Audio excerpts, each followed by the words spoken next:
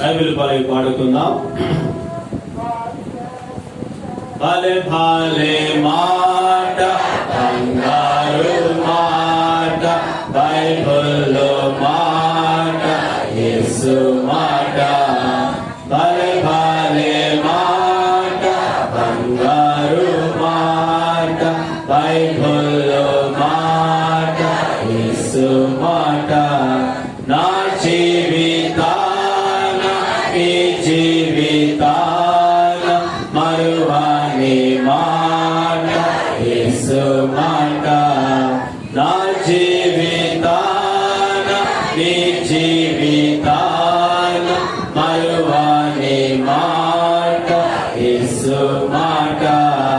భలే భలే మాట, బంగారు మాట, బైబిల్లో మాట, యేసు మాట.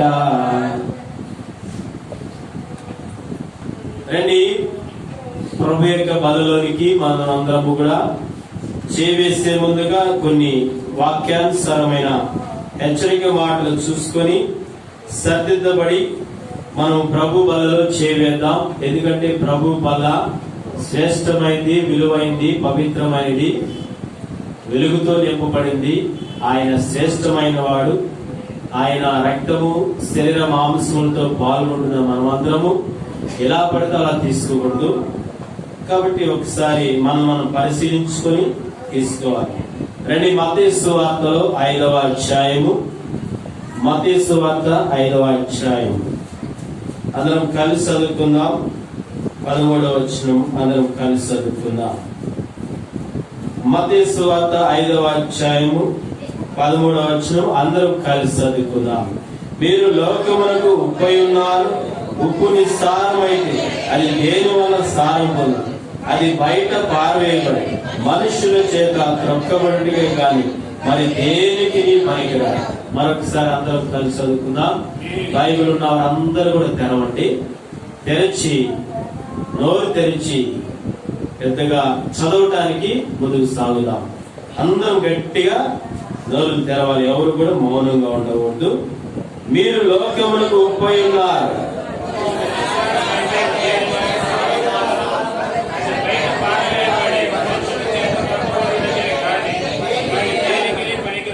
ఇంకా రాట్ల సౌండ్ ఇంకా గట్టిగా, ఇంకా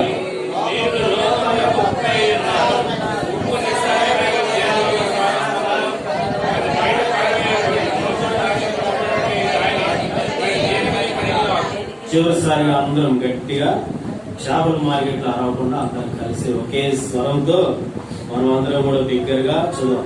మీరు లోకమునకు ఉప్పై ఉన్నారు. ఉప్పు నిస్సారమై అది దేని వల్ల సారం? అది బయట పారవేయబడి మనుషుల చేత త్రొక్కబడి కానీ మరి దేనికి పనికిరాదు. యేసుక్రీస్తు వారి శిష్యులతో చెప్తున్న మాటలు ఏమని వారితో మాట్లాడుతున్నారంటే, మీరు లోకమునకు ఏమై ఉన్నారు? ఉప్పై ఉన్నారు. ఉప్పు దేనికి వాడతారు చెప్పండి. ఏమండి, ఉప్పు దేనికి వాడతారు? అన్నిట్లో అంటే దేంట్లో? పొలాలకు వాడతారా? దేంట్లో వాడతారు? దేనికి? ఉప్పుని దేనికి వాడతారు చెప్పండి. ఏమండి, కూరల్లో రుచికరంగా ఉండాలని ఆ ఉద్దేశంతో ఉప్పును వాడతారు. అదే ఉప్పు లేకపోతే చప్పగా ఉంటది అన్నమాట. కాబట్టి ఉప్పు ఉంటేనే రుచికరంగా కూర తినడానికి. ఆ తర్వాత పలావులో కూడా ఉప్పు వేస్తారు రుచికరంగా ఉండాలని. ఇప్పుడు ఉప్పుతో మనం చూపిస్తున్నాడు యేసుక్రీస్తు. శిష్యులకు చెప్పాడంటే, రక్షణ పొంది ఆయన రక్తంలో కడగబడి విశ్వాసులుగా ఉంటున్న వారు ఎవరైనా ఈ లోకానికి ఉప్పుగా ఉండాలంట. ఎలా ఉండాలి? ప్రతి విశ్వాసి, దేవుని మందిరానికి వస్తున్న వారందరూ కూడా ఈ లోకానికి ఎలా ఉండాలి? ఈ లోకంలో ఉంటున్న వారందరూ ఎంతో మంది ఉన్నారు. అన్ని జనులు నివసిస్తున్నారు, రక్షణ పొందని వారు ఉన్నారు. నేను ప్రతి ఒక్కరు చూస్తూ ఉంటారు. క్రైస్తవులుగా యేసుక్రీస్తు కొరకు బ్రతకడానికి బైబిల్ పట్టుకొని నేను నమ్ముకున్నానని మందిరానికి వస్తున్నావు కదా. మరి ముఖ్యంగా రక్షణ పొంది బాప్తిసంలో సాక్ష్యం ఇచ్చిన వారు లోకానికి ఎలా ఉండాలంటే ఉప్పుగా ఉండాలంట.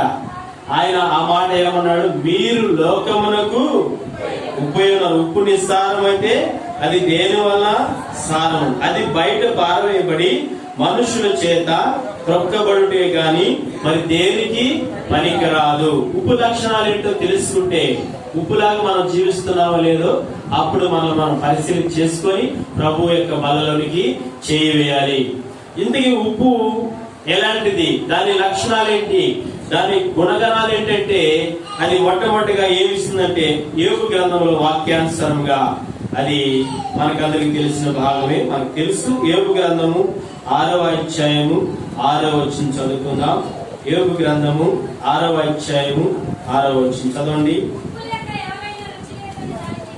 ఉప్పు లేక ఎవరైనా రుచి లేక దానిని తిందురా, గుడ్డులోని తెలుపులో రుచి కలదా అని అంటున్నాడు.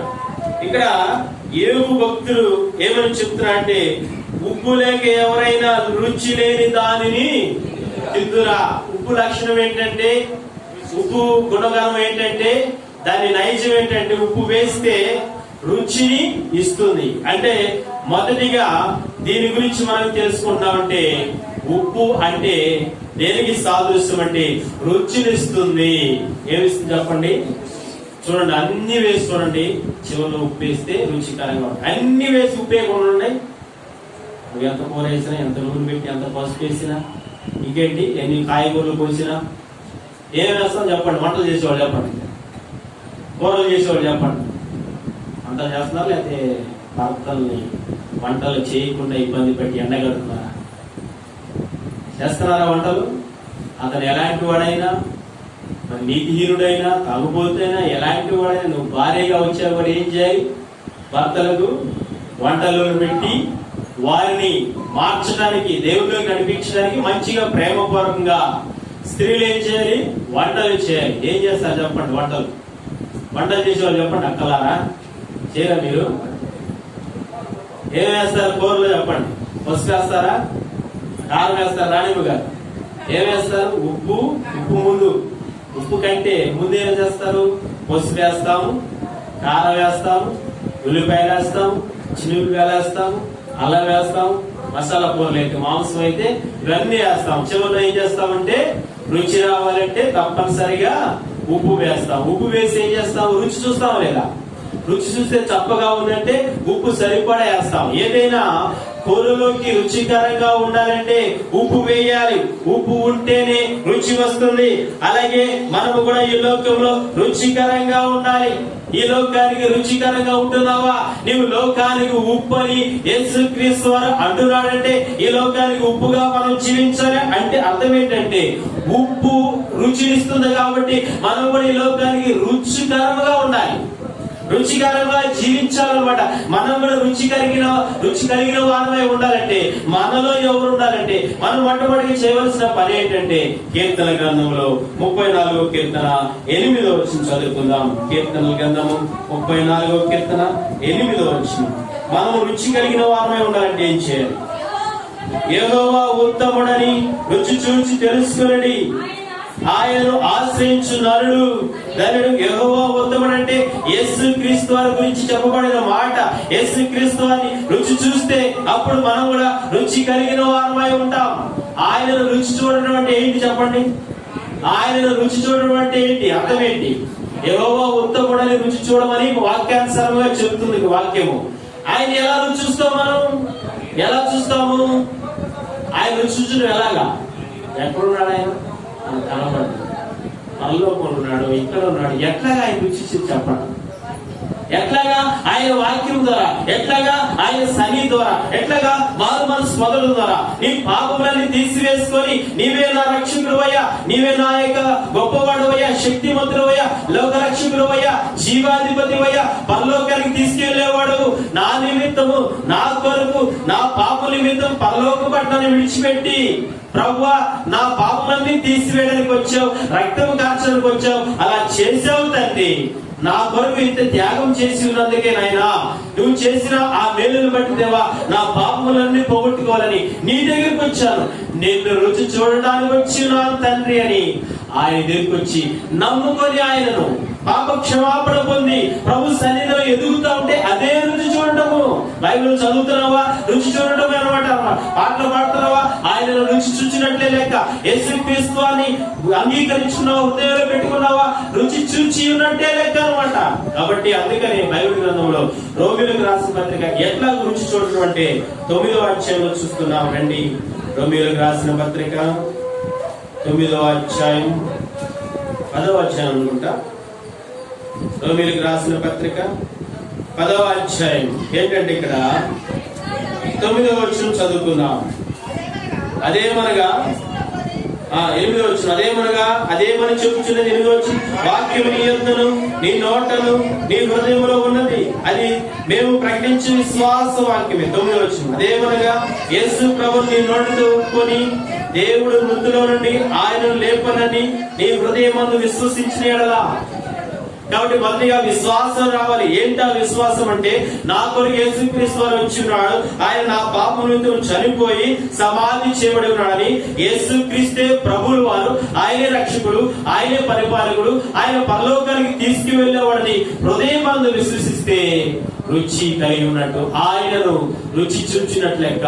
కాబట్టి దేవుని పెట్టారా, స్వీట్ షాప్ లోకి వెళ్ళిన తర్వాత అన్ని రుచి చూస్తూ ఉంటాం. ఏమేమి వేడి రుచి చూస్తా ఉంటాం చెప్పండి. ఏముంటాయి స్వీట్ షాప్ లో? ఏముంటాయి చెప్పండి. శ్వేత, స్వీట్ షాప్ లోకి వెళ్ళిన తర్వాత అన్ని రుచి చూస్తాం. ఏం రుచి చూస్తాం? కాజా రుచి చూస్తాం, లడ్డు రుచి చూస్తాం, బూందీ రుచి చూస్తాం, ఇంకేంటి కజ్జికాయలు రుచి చూస్తాం, గవ్వలు రుచి చూస్తాం. స్వీట్లు చెప్పండి కన్నవాళ్ళు. కళాకాని రుచి చూస్తాం, చంద్రకాల రుచి చూస్తాం, ఇంకేముంటాయి అన్ని కొద్ది రుచి చూసి అయిపోయిందని ఇక్కడ ఏది పనులు వెళ్ళిపోతాం, పనుకుంటూ వెళ్ళిపోతాం. రుచులు చూడడానికి కొంతమంది షాపు చుట్టూ తిరుగుతూ ఉంటారు తెలుసా. కొన్ని వాళ్ళ వెళ్తారు, ఏది కొనాలి, ఏది తీసుకోవాలనుకున్నా ఆ రుచి చూపించు, ఆ లడ్డు ఏదో తీసి చూపించు, కజ్జికాయ చూపించాయా బాబు, ఆ తర్వాత అది మరి ఇంకేంటి కళాకారులు చూపించు అని చెప్పేసి కొద్దిగా రుచి చూసి అవి మళ్ళీ వస్తారని చెప్పేసి బయటకు వెళ్తారు. వాళ్ళకి నోరు తిరుగుతూ ఉంటారు. షాపు వాళ్ళు రుచి చూసి వెళ్ళిపోతా వెళ్ళిన కొనకుండా మళ్ళీ వస్తానే వేరే పనులు మళ్ళీ వస్తాయి.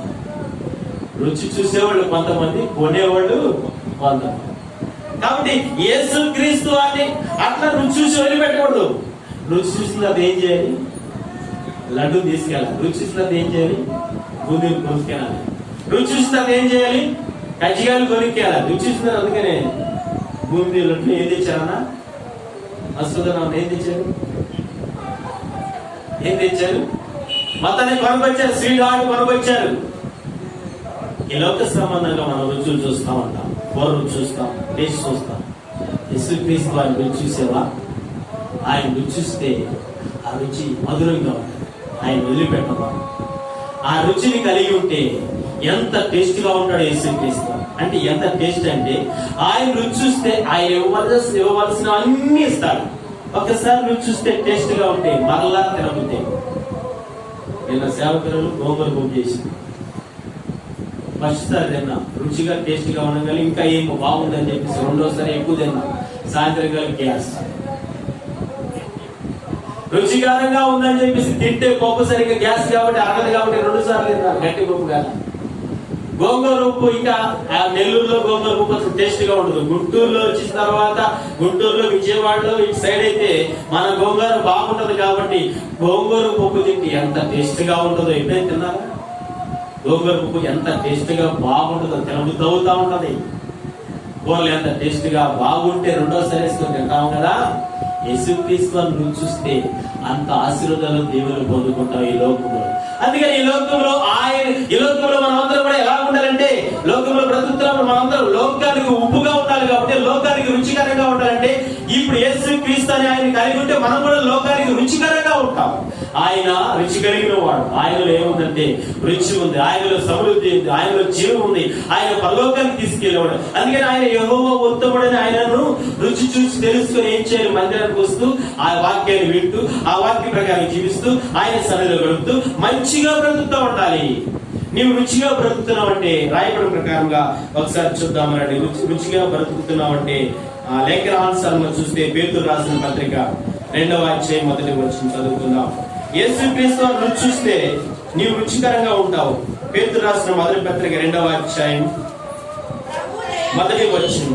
ప్రభు దయాళుడని మీరు రుచి చూచి ఉన్న యెడల సమస్తమైన దుష్టత్వమును, సమస్తమైన కపటమును, వేశ్యతనను, అసూయను, సమస్త దోషణ మాటలను మాని క్రొత్తగా జన్మించిన శిష్యులను పోలిన వారై నిర్మలమైన వాక్యమును పాలవలన రక్షణ విషయంలో ఎదుగు నిమిత్తము ఆ పాలను అపేక్షించుడి. నిజంగానే ప్రభు దయాళుడు, యేసుక్రీస్తు దయాళుడు, కనికరము కలిగిన వాడని, ఆయన రక్షకుడని, ఆయన ప్రేమామయుడని రుచి చూచి ఉంటే, రుచి చూచిన వారు ఎలా ఉంటారంటే వారు కూడా రుచి కలిగిన వారుగా ఉంటారు. ఏంటంటే వారి రుచి, ఎవరి దగ్గరికైనా యేసుక్రీస్తు వారు వచ్చి ఉన్నట్టయితే వారి దగ్గర రుచి ఉంటుందంట. ఆ యొక్క దగ్గరకు వచ్చి ఆ మనిషిని యేసుక్రీస్తు వారు రుచి చూస్తే ఏమేమి కలిగి ఉంటాడంటే, ఇక్కడ కొన్ని వదులుకుంటాడు, కొన్ని కలిగి ఉంటాడు. ఏంటంటే 2వ వచనంలో సమస్తమైన దుష్టత్వము వెళ్ళిపోతుంది. తర్వాత సమస్తమైన కపటము లేకుండా ఉంటది, వేషధారణ ఉండదు, అసూయ ఉండదు, సమస్త దోషణ మాటలు మానుకుంటారు. రుచి కలిగిన వారు ఎలా ఉంటారంటే యేసుక్రీస్తు వారిని రుచి చూస్తే వారిలో ఏముండవంటే సమస్తమైన దుష్టత్వము, సాతాను లక్షణాలు కనబడదు, కపటము కనబడదు, వేషధారణ కనబడదు, అసూయ కనబడదు, దూషణ మాటలు ఇవి ఏవి కూడా కనబడవు. ఎందుకంటే వారు యేసుక్రీస్తు వారిని రుచి చూచి ఉన్నారు. అందుకని ఆయన ఏమన్నాడు, మీరు యేసుక్రీస్తు వారిని రుచి చూచి ఎడలా అంటున్నాడు. అంటే రుచి చూస్తే వారు ఇవి మానుకుంటారు, లోక సంబంధమైనవి మానుకొని దేవుని సంబంధమైన వాటి కొరకు ప్రయాసపడుతూ ఉంటారు. రుచి కలిగిన వారు జన్మించిన వారే ఉంటారు, రుచి కలిగిన వారు వాక్యాన్ని కలిగిన వారే ఉంటారు, రుచి కలిగిన వారు వాక్యములు ఎదుగుతూ ఉంటారు, రుచి కలిగిన వారు రక్షణ నిశ్చయతలో బలపరచబడతా ఉంటారు, రుచి కలిగిన వారు పాలును స్వీకరిస్తూ ఉంటారు, పాలును తాగుతూ ఉంటారు. పాలు అంటే ఏంటి ఇక్కడ ఏమండి? వాక్యమును పాల వలన రక్షణ విషయంలో ఎదుగు నిమిత్తము ఆ పాలను, పాలు తాగేవాడు తాగుతున్నారు రోజు, చూడండి రోజు తాగుతున్నారు లేదా? గ్లాసు తాగుతున్నారు, రెండు గ్లాసులు తాగుతున్నారు, 3 గ్లాసులు తాగుతారా? గేదెలు ఉన్నవాడు సంగతిగా తాగుతూ ఉంటారు. మరి గేదెలు ఉన్నవాడు ఎంత పాలు కూడా తేయాలి. ప్రస్తుతానికి శ్రీని గారి దగ్గర తీసుకొస్తున్నాం. మరి తెచ్చిన మహానుభావులు కనపట్ల పాలు సేవకులు మీరు తాగుతున్నారు కానీ నాకు నేత పాలు రోజు 2 గ్లాసులు 3 గ్లాసులు తాగుతున్నారు కదా, చక్కగా పాలను అపేక్షిస్తున్నాం. ఇక్కడ పాలు అంటే దేనికి సాదృశ్యం? వాక్యానికి సాదృశ్యం. పాలని వాక్యాన్ని మెమరీ వేయాలి, తాగాలి, తినాలి, దీన్ని చదువుకుంటా ఉండాలి, ఆదివారం దేవుని సన్నిధికి రావాలి. అందుకని నేను విసిటికి వెళ్ళినప్పుడు కొత్త వాళ్ళు ఎవరైనా కానీ అక్క మీరు రండి అక్క అని తులసి మహాలక్ష్మిని అడుగుతా ఉంటారు. పరిశుద్ధ వాళ్ళు అసలు వాళ్ళు గనులు కొడతారు అనుకుంటారు. ఎప్పుడు చూసినా కష్టపడతానే ఉంటారు, ముగ్గురు కొడుకులు కష్టపడతా ఉంటారు, పొలంలో పని చేసుకుంటా ఉంటారు. మంచిదే కష్టపడాలి. కాబట్టి దేవుని బిడ్డలారా, దేవుని పరిశుద్ధులారా, మనం వాక్యం అనే పాలలో ఎదుగుతూ ఉండాలంటే ఈ వాక్యాన్ని కలిగి ఉండాలి. వాక్యం కలిగి ఉండాలంటే దేవుని సన్నిధికి రావాలి, వాక్యాన్ని వినాలి, వాక్య ప్రకారంగా జీవిస్తూ ఉండాలి. ఈ పాలను రోజు తాగాలి. ఈ శరీర సంబంధమైన గేదెలు ఇస్తున్న పాలు కంటే ఈ పాలు ఆత్మ సంబంధమైన వాక్యమైన పాలు ఆత్మకు. ఈ పాలు తాగితే ఏంటంటే చెప్పండి, ఈ లోకపరంగా గేదెలు ఇస్తున్న పాలు తాగితే ఏమొస్తుంది మనకి? అనసూయంగా ఏమొస్తుంది? శక్తి వచ్చింది. ఇంకా చెప్పండి, ఇంకే వస్తుంది? శక్తి, బలం రెండు ఒకటి. ఇంకా చెప్పండి, ఇంకే వస్తాయి? ఏమండి, పాలు తాగితే ఏంటంట? శక్తి, బలం, ఇంకా విశ్వాసమా? అది కాదు. గేదెల పాలు తాగితే ఏంటంట? కాల్షియం పెరిగి, తెలుసా? కాల్షియము పెరుగుతా ఉంటుంది. ఇంకా చెప్పండి, పాలు తాగితే కాల్షియము, నరనాళాలు పని చేయడానికి, వాటి ద్వారా ఎన్నో ఉపయోగాలు ఉన్నాయి. పాలు ఈ లోకపరంగా ఆ గేదెల ద్వారా వస్తున్న పాలు తాగితే శక్తి, బలం, కాల్షియం ఇవన్నీ పొందుకున్నప్పుడు ఆత్మ సంబంధమైన పాలనే వాక్యం దగ్గరికి వచ్చి ఆ వాక్యాన్ని రుచి చూస్తా ఉంటే, ఆ వాక్యమైన యేసుక్రీస్తు రుచి చూస్తా ఉంటే ఇంకెంత కాల్షియం, ఇంకా అంత ఆత్మీయంగా ఎదుగుతావు, ఇంకెంత బలపరచబడతావు, ఎంత శక్తివంతులుగా ఉంటావు. ఒకవేళ చనిపోయినా పరలోకానికి వెళ్తావు. వాక్యం అనే పాలను మనం ప్రతిరోజు రుచి చూడాలి. ఈ లోక సంబంధాలు అన్ని విడిచిపెట్టాలి. వేషధారణ గాని, కపటం గాని, దుర్మార్గత ఏమేమి ఉండే, మోసం, అవన్నీ కూడా వదిలిపెట్టేసి క్రీస్తులో జన్మించిన వారే ఉండాలి. ఎవరైతే క్రీస్తులో జన్మిస్తారో వారు యేసుక్రీస్తు వారిని రుచి చూచి ఉన్నట్లయిక. రక్షణ పొందితే, మారు మనసు పొందితే యేసుక్రీస్తు వారిని రుచి చూచునేట్లయిక. ఆ రుచి చూచునే ఉన్న ఆ యేసుక్రీస్తు వారిని మర్చిపోం మనం అసలు. ఇప్పటి వరకు రక్షించబడిన నాటి నుంచి ఈనాటి వరకు ఆయన కలిగి ఉన్నామంటే ఆయన ద్వారా ఎన్నో పొందుకుంటూ వచ్చాను. నేనైతే రుచి చూచి ఉన్నాను కాబట్టి ఆయన రుచి చూస్తే అబ్బా ఎంత టేస్ట్గా ఉన్నాడు యేసుక్రీస్తు వారు. ఆయన ఇస్తున్నవన్నీ పొందుకుంటూ వస్తాను సేవలో. మీరు కూడా అన్ని పొందుకుంటా వచ్చారు లేదా? ఆయన రుచి చూసిన తర్వాత ఏమేమి పొందుకున్నావో, ఎన్ని లాభాలు పొందుకున్నావో, ఎన్ని ఆశీర్వాదాలు పొందుకున్నావో. 30,000 పెట్టి గేదె కొట్టి ₹1,00,000 ఆదాయం నెల వస్తుందా లేదా? కష్టపడి పని చేసుకుంటున్నావు, నెలకు వచ్చి ఎంతో కొంత మొత్తానికి దాని ద్వారా ఆదాయం పొందుకుంటున్నావు. రుచి చూచిన యేసుక్రీస్తు వారిని రుచి చూడండి, ఎన్నడూ మర్చిపోవద్దు. అందుకే నమ్ముకోవాలి, ఆయనను అంగీకరించాలి, ఆయన కొరకు బ్రతకాలి. పాపములన్నీ క్షమించబడినట్టుగా ఒప్పుకుంటూ క్రీస్తును అంగీకరిస్తే దేవుడు మనకు కనికరిస్తాడు. మొట్టమొదటిగా ఉప్పు లక్షణం ఏంటంటే రుచినిస్తుంది. రెండవదిగా చూద్దాం రండి, లేవియాకాండము 2వ లేవియాకాండం ఉప్పు లక్షణాలు మనం చూస్తున్నాం. లేవియాకాండము 2వ అధ్యాయము 13వ వచనం చదువుకుందాం. లేవియాకాండము 2వ అధ్యాయము 13వ వచనం త్వరగా చదవండి. ప్రతి నైవేద్యమునకు ఉప్పు చేర్చవలెను. నీ దేవుని నిబంధన యొక్క ఉప్పు నీ నైవేద్యం మీద ఉండవలెను. నీ అర్పణములన్నింటితోనూ ఉప్పు అర్పించవలెను. ఏం చెప్తున్నాడు? నైవేద్యానికి ఏం చేర్చమంటాడు ఆయన? యేసు ప్రభు అయిన దేవుడు, తండ్రి అయిన దేవుడు, నీవు అర్పించు ప్రతి నైవేద్యము ఏదైనా గాని ఏం చేయాలో దానికి ఏం చేయమన్నాడు? ఏం చేర్చమన్నాడు? ఉప్పు చేర్చమన్నాడు. ఎందుకు ఉప్పు చేర్చమనంటే నిర్మాకాండంలో మనం చూస్తే రండి, ఎందుకు దేవుడు ప్రభు అయిన తండ్రి ఉప్పు ఎందుకు చేర్చమన్నాడు? నిర్మాకాండం 30వ అధ్యాయము 35వ వచనం చదువుకున్నాం. ఎందుకు చేర్చమన్నాడు? నైవేద్యానికి పదార్థాలకి ఉప్పు అంటే నిర్మాకాండం 30వ అధ్యాయం 35వ వచనం. వాటితో ధూపద్రవ్యమును చేయవలెను. అది సుగంధ ద్రవ్య మేళకుని పని చొప్పున కలపబడి ఉప్పు గలది, స్వచ్ఛమైనది, పరిశుద్ధమైనదినైన సుగంధ ధూప సంభారము. అంటే ఇప్పుడు ఆ యొక్క సుగంధ ద్రవ్యాలకు గాని, ధూప ద్రవ్యాలకు గాని, నైవేద్యం గాని దేనికైనా ఉప్పు చేరిస్తే ఉప్పు కలిగినది ఎలా ఉండదంటే ఆ ఐటము ఉప్పుతో చేర్చబడిన పచ్చళ్ళైనా, ఉప్పుతో చేర్చబడిన కూరలైనా, ఉప్పుతో చేర్చబడిన ఏ ఐటమ్ అయినా కానీ నైవేద్యమైన స్వచ్ఛమైనదిగా ఉంటుందంట. అంటే స్వచ్ఛమైన స్వచ్ఛత అనేది కనబడుతుంది. ఉప్పు లక్షణం ఏంటంటే ఉప్పు నైజం ఏంటంటే స్వచ్ఛమైనది. ఉప్పు ఉంటే స్వచ్ఛమైనది, స్వచ్ఛత కనబడుతుంది. స్వచ్ఛత అంటే ఏంటి అర్థం చెప్పండి? స్వచ్ఛత అంటే ఏంటి అర్థము చెప్పాలండి, చెప్పాలి. స్వచ్ఛత అంటే ఏంటి అర్థం తెలుసా? ఏమండి స్వచ్ఛత అంటే అర్థం ఏంటి? మలినము లేనిది. ఇంకా చెప్పండి, స్వచ్ఛత అంటే అర్థం మలినము లేనిది. ఇంకా ఏమండి ఇంకేం చెప్తారు? స్వచ్ఛత అంటే శ్రేష్టమైన వాడు. స్వచ్ఛత అంటే ఎంతో ప్రత్యేకమైన వాడు అర్థం. అంటే ఏ డాగు, మత్సరము, కళంకము, ఎటువంటి చీకటి, పాపము ఏమీ లేనివాడు. దానిని మరొక భాషలో పరిశుద్ధమైన వాడు. స్వచ్ఛత అనేది కనబడాలి. అందుకని పాలు కూడా చెకింగ్ చేస్తూ ఉంటారు. పాలు వాటిలో ఏం కలుపుతున్నారు చెప్పండి? ఏం కలుపుతా ఉంటారు? పాలలో నీళ్లు కలుపుతారు. కాబట్టి స్వచ్ఛమైన పాలు కాదా అని ఏం చేస్తారు వాళ్ళు? ఆ ధర్మమీటర్ ఏదో పాలు మీటర్ కొన్నారంట ఈ మధ్య వస్తున్నాయి అంట. ఆ యొక్క లాక్టోమీటర్ అది తీసుకొని ఆ పాల దగ్గరికి వచ్చిన తర్వాత అది పెడితే పాలు ఒరిజినలా డూప్లికేటా, ఎన్ని నీళ్లు ఉన్నాయి, ఎంత పాలు ఉన్నాయి, దాన్ని బట్టి శాతము, దాన్ని బట్టి రేటు పెరిగింది తరిగింది. ఇవన్నీ పెట్టేశారు అనమాట. ఇదివరకు రోజుల్లో చక్కగా ఎవరు చూడకుండా ఏం చేస్తారు? 1 లీటర్ పాలు 1 లీటర్ నీళ్లు పోసేసి లీటర్ పాలమ్మా అని చెప్పేసి అమ్మేస్తాం. ఏం చేస్తా ఉంటాం? 1 లీటర్ పాలు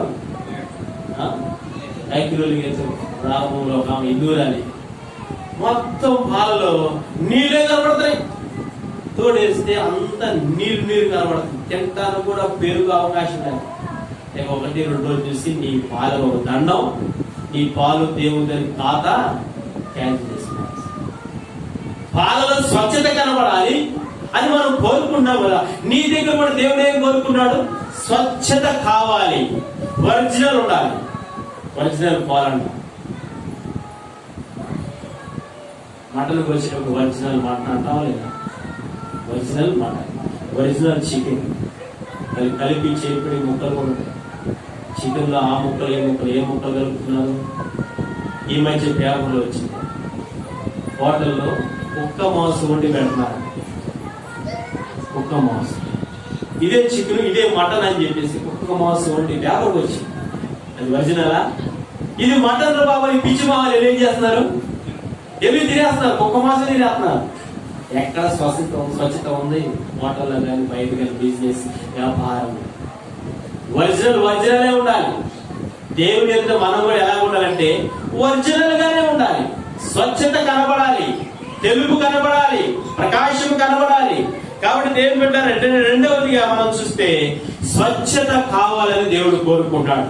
ఉప్పు దేనికి సాధిస్తుంది? ఉప్పు ఎక్కడ ఉంటే అక్కడ స్వచ్ఛత కనబడుతుంది.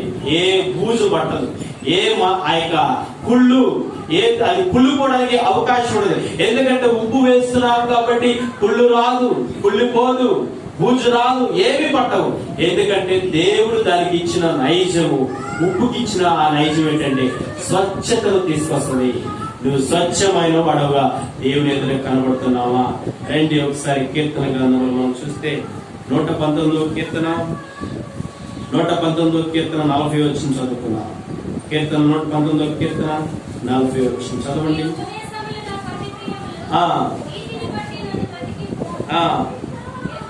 యెహోవా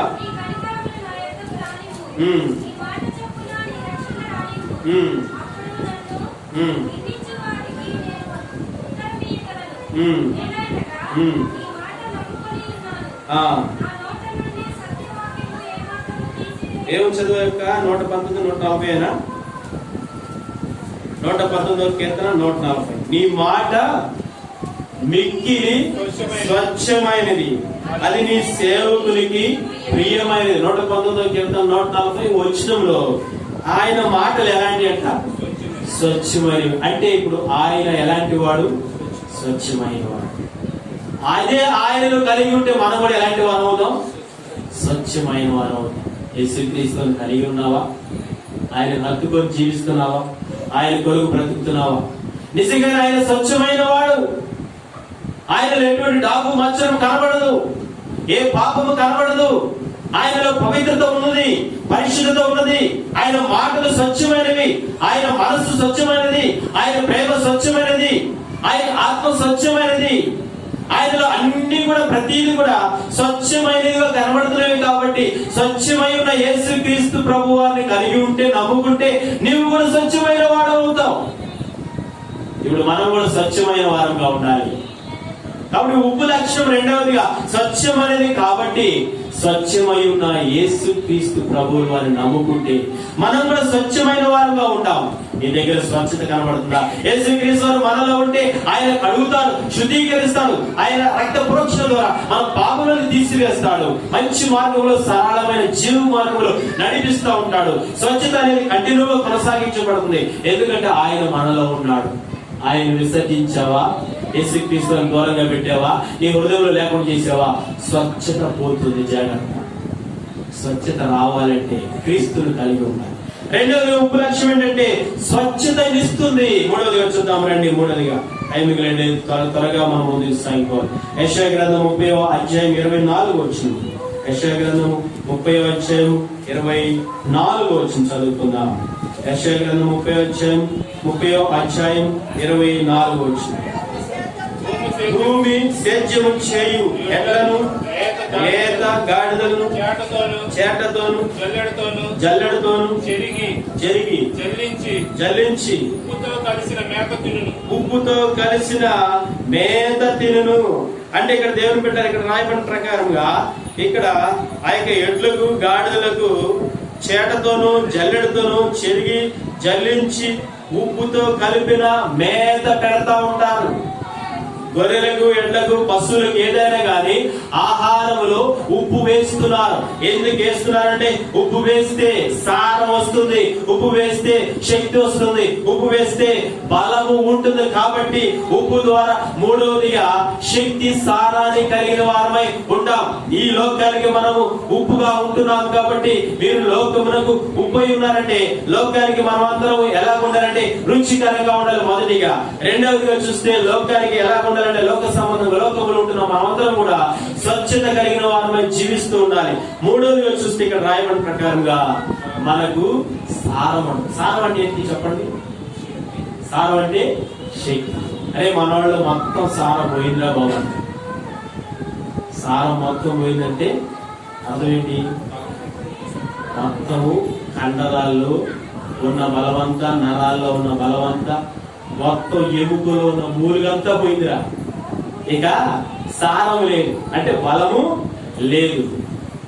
ఆత్మీయంగా బలవంతులుగా శక్తినిచ్చే వారంగా సారవంతంగా సారము కలిగిన వారమే ఉండాలంటే దేవుడిని కలిగి ఉండాలి. యేసు క్రీస్తు ప్రభుని హత్తుకొని ఆయన కొరకు బ్రతుకుతూ ఉండాలి. లూకాసు సువార్త 14వ అధ్యాయం 34-35 వచనాలు చదువుకుందాం. లూకాసు సువార్త 14వ అధ్యాయం 34 వచనం చదువుదాం. ఉప్పు మంచిదే గాని ఉప్పు నిస్సారమైతే దేని వల్ల దానికి సారము కలుగును. అది భూమికైనను ఎరువుకైనను పనికిరాదు కనుక దానిని బయట పారవేదురు. అంటే ఇక్కడ భూమికి ఉపయోగపడుతుంది ఉప్పు, ఎరువుకి ఉపయోగపడుతుంది ఉప్పు. ఈ ఉప్పుని వీటిలో కలపడం ద్వారా భూమికి శక్తి బలం, ఎరువుకి శక్తి బలం వస్తుంది అన్నమాట. సారం కలుగుతుంది.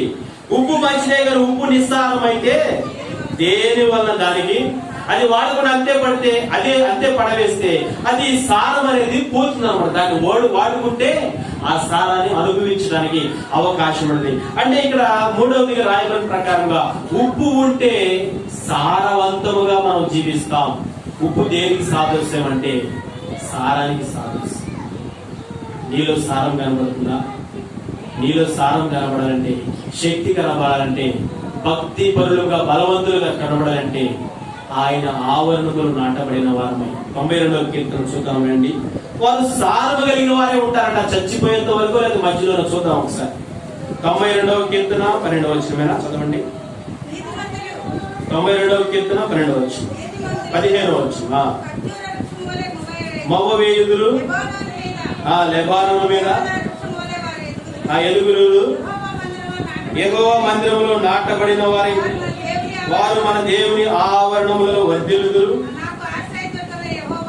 యెహోవా యథార్థవంతుడనియు ఆయన యందు ఏ చెడుతనము లేదనియు ప్రసిద్ధి చేయుటకై వారు ముసలితనం మందు ఇంకా చిగురు పెట్టుదురు, సారము కలిగి పచ్చగా ఉందురు. ఎప్పటి వరకు అంటే వారు ముసలితనం ముందు ఇంకా చిగురు పెట్టుదురు, సారము కలిగి పచ్చగా ఉందురు. ఎప్పటి వరకు? ముసలితనం వచ్చినా, వయసు అయిపోయినా వారు దేవుని మందిరంలో నాటబడిన వారు కాబట్టి, క్రీస్తును కలిగి ఉన్నారు కాబట్టి, క్రీస్తు కొరకు నిలబడిన వారే, క్రీస్తును నమ్ముకొని ఆయన కొరకు బ్రతకడానికి సిద్ధపాటు కలిగి ఉన్నారు కాబట్టి, యేసు క్రీస్తు అనే ఉప్పును మనం రుచి చూచినట్లయితే, ఆయనను కలిగి ఉన్నట్లయితే వారు ముద్దిమి వచ్చే వరకు సారముతో జీవిస్తా ఉంటారు.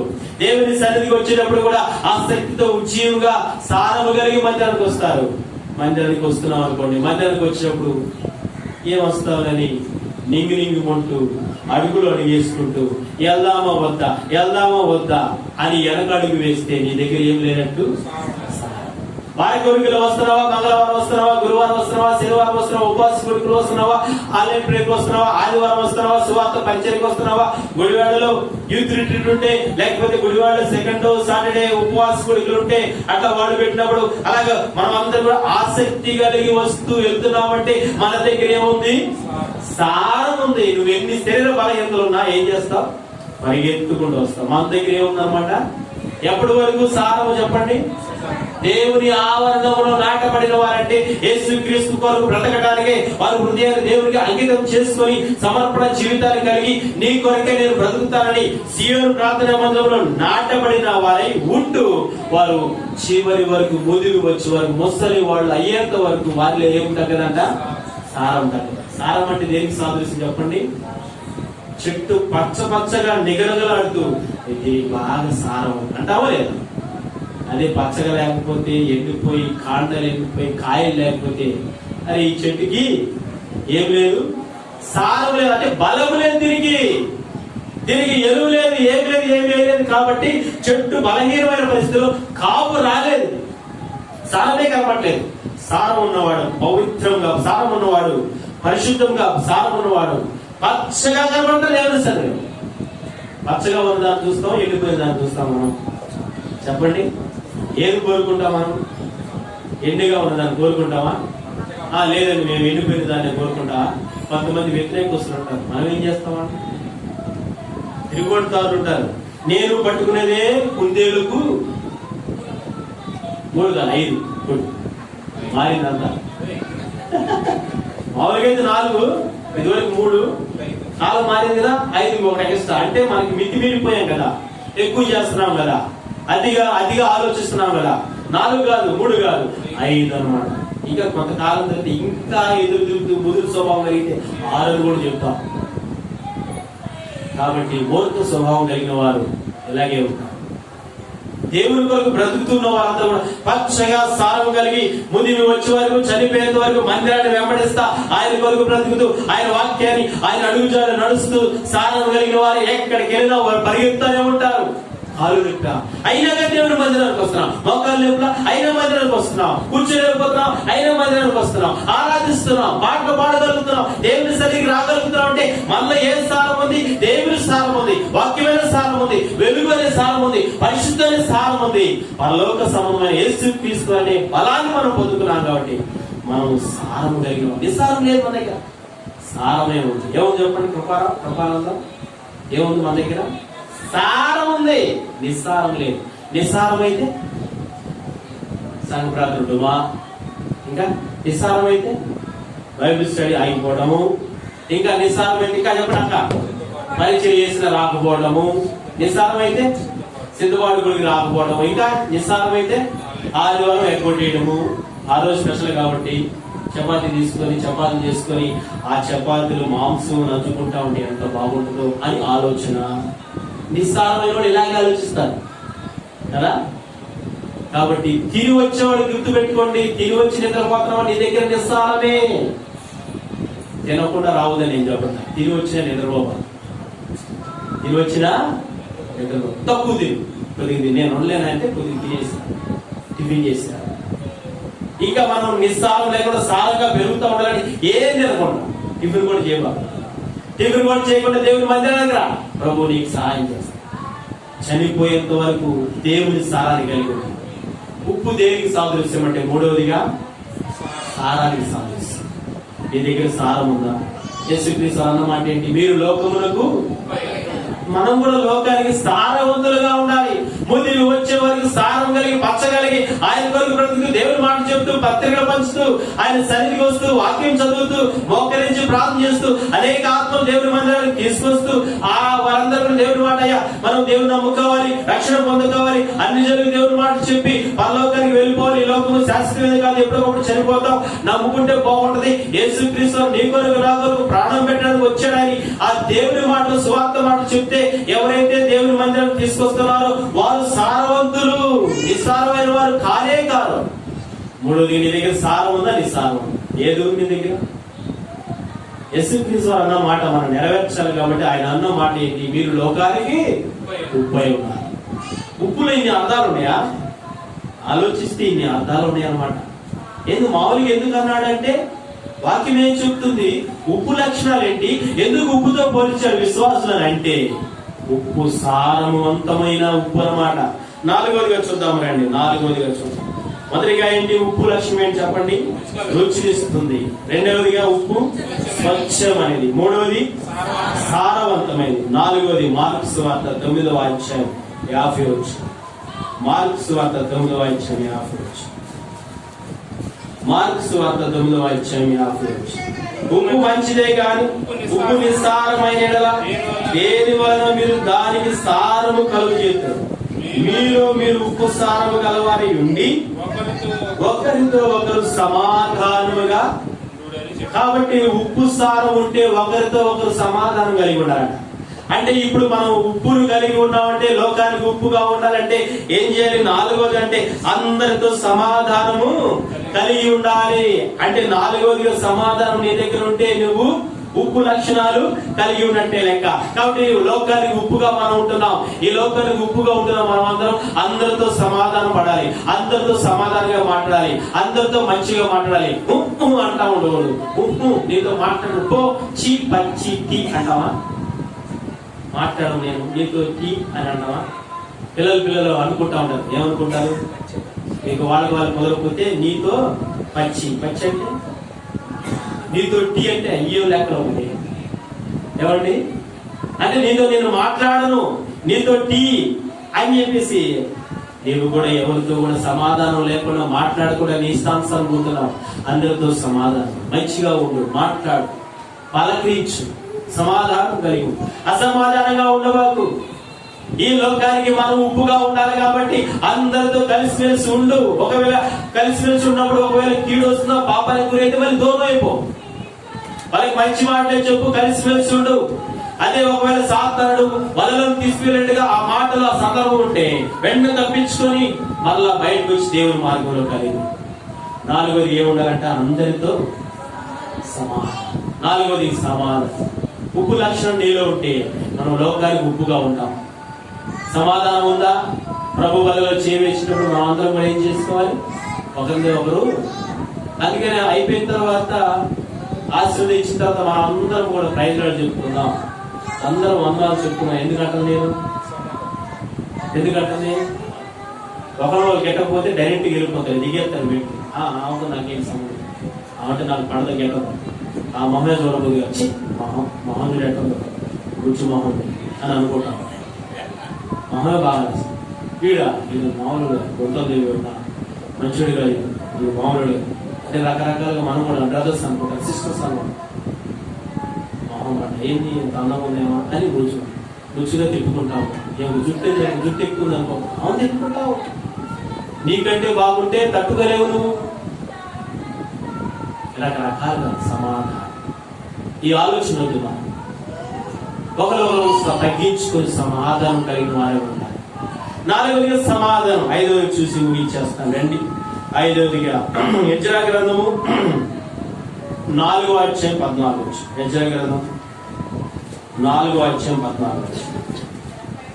యెజ్రా గ్రంథం 4వ అధ్యాయం 14.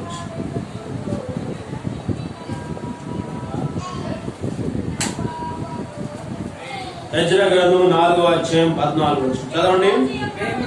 మేము రాజు యొక్క ఉప్పు తిన్నవారము కనుక రాజునకు నష్టము రాకుండా మేము చూడవలని ఈ ఉత్తరము పంపి రాజ్యమైన తమకు ఈ సంగతి. కాబట్టి రాజు దగ్గర పనిచేస్తున్న వారందరూ కూడా ఒక పత్రికను పంపించారు యూదుల కొరకు. వారి కొరకు ఒక పత్రిక పంపించి రాసి పంపించారు. ఎందుకు పంపించారంటే వీళ్ళు ఏం చేశారు? రాజుగారి దగ్గర ఉండి ఏం చేశారు? తన దగ్గర పనిచేస్తున్న వారందరూ కొంతమంది ఉన్నారనమాట. రాజుగారి దగ్గర ఎంతో మంది పనిచేస్తా ఉంటారు కదా. ఇంట్లో వంట పని చేసేవాడు, ఆ తర్వాత ఆ గార్డెన్ బాగు చేసేవాడు, బట్టలు ఉక్కేవాడు, రాజుగారికి కావాల్సిన తీసుకొచ్చేవాడు, ఇంట్లో కావాల్సిన తీసుకొచ్చేవాడు, పని బాటలో ఆయనకి సహకరిస్తున్న వాడు, రాజ్యాంగ పరిపాలనలో సహకరిస్తున్న వాళ్ళందరూ కూడా ఆయన దగ్గర ఉంటూ ఏం చేస్తా ఉండేవాళ్ళు? తింటా ఉండేవాడు. ఉప్పు తింటాం అంటే అర్థం ఏంటి? ఉప్పు తింటాం అంటే అర్థం ఏంటి? అక్కడ ఏమన్నా రాయబడింది? మేము రాజు యొక్క ఉప్పు తిన్నావా అంటే అర్థం ఏంటి? ఉప్పు తిన్నావా అంటే ఉప్పు తిన్నారా?